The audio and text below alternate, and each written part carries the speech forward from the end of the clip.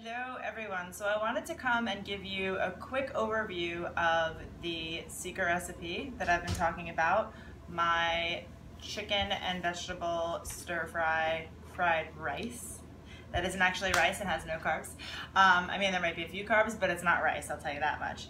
So my super secret ingredient is riced cauliflower. So this here is Trader Joe's riced cauliflower. There you go. It's cauliflower that is essentially thrown through a blender of some kind and made really, really fine so it looks exactly like rice. You can do it yourself and I've done it myself, with a head of cauliflower, putting it in the food processor or a blender that you can pulse until you get the right consistency. Makes a little bit of a mess, takes a little extra time, but worth it if you can't find this. This I get at Trader Joe's, so for this recipe, I use 2 bags of this, makes a whole bunch. The other 2 things that I get from Trader Joe's that I use, and you can use any kind of frozen vegetables that you like, or fresh, that you would normally put in a stir fry, like whatever you like. I like these 2 different kinds. This one is called Asian vegetables. It has a Beijing style soy sauce. I don't use that, just take it out, you make your own. But this is one of the ones that I use. When I made it, I used this one. And this one just says stir-fry vegetables, also Trader Joe's. So the Asian vegetables has the baby corn, the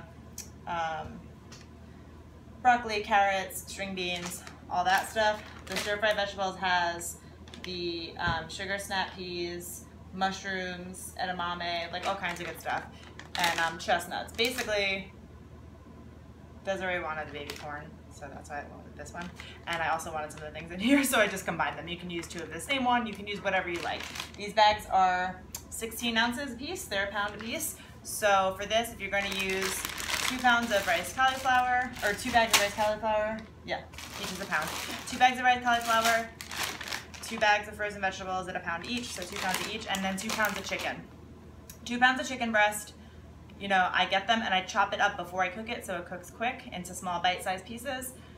That's a separate thing. So the chicken, I basically marinate in the sauces and the spices while I saute up, you know, Italians, everything has garlic and onion.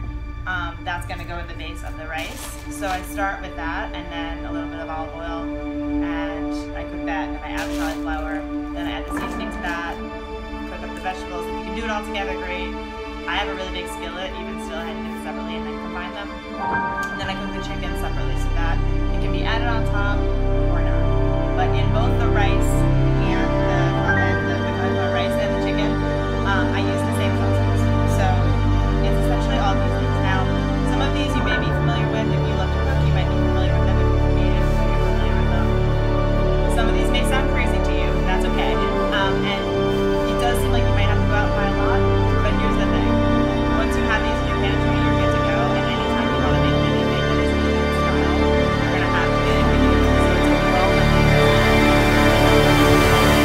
whenever I make something Asian, I literally go to my pantry and I pull out my Asian style sauces and I just use it. So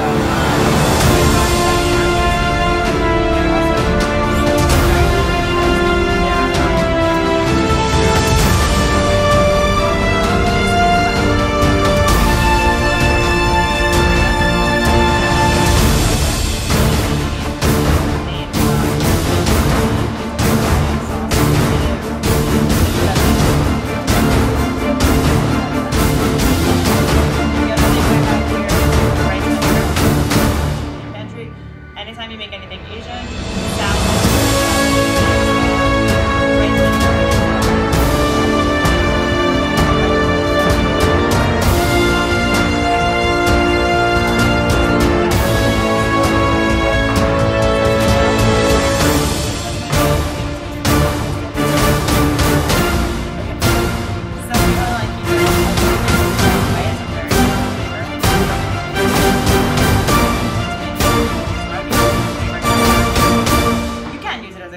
but I don't. I just use it to flavor at the end. What else? Mirin. Mirin it says sweetened sake on it. It's a Japanese style. basically that's what it is. It's sake that is fermented. Sweetened rice wine that is an essential ingredient in Japanese cooking. So it just adds a little bit of the sweet factor, and I only use a little bit. It's just a nice way to balance it out. And of course, this is fish sauce. So this might be something that you're like, ew, that sounds absolutely disgusting. And I get it if you think that, and if you can't eat fish, or you don't like fish, or you don't want to try it, you don't have to, absolutely not. But it's one of those things like, in a Caesar salad, for example, there's anchovies in the dressing if you get a real Caesar salad. And you probably don't know that because you probably haven't had that experience where you actually chopped into one, but that's what gives it that extra flavor, and you probably had it before. So it's the same kind of thing. It's going to give it that flavor. The Japanese call it umami. It's like a taste that is not one of the sweet, sour, savory. It's not one of the normal tastes. It's like an unusual one. So that's what this gives it. I really like it. It's a little bit salty, it's a little bit, it's got a little extra something to it. So I always use it. I always leave it around. This one goes in the fridge. Everything else goes in the fridge. Ginger. Fresh cooked best. Grate it fresh for anything. If not, this is my dry ginger.